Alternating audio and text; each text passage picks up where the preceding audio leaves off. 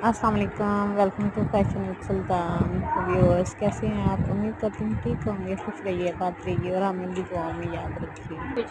तो मैंने जस्ट आमना से जो है ऑयल और सीरम परचेज़ किया है। ये इसकी मैं अनबॉक्सिंग कर रही हूँ। ये बहुत ही अच्छा ऑयल है, बहुत ज़्यादा अच्छा ऑयल है। इसके बहुत ज़्यादा बेनिफिट्स हैं। ये मैंने 2 बोतल जो हैं पहले ख़त्म कर ली और 2 सीरम। इसका बहुत अच्छा रिज़ल्ट है, तो मेरी तरफ से हाईली रिकमेंडेड है।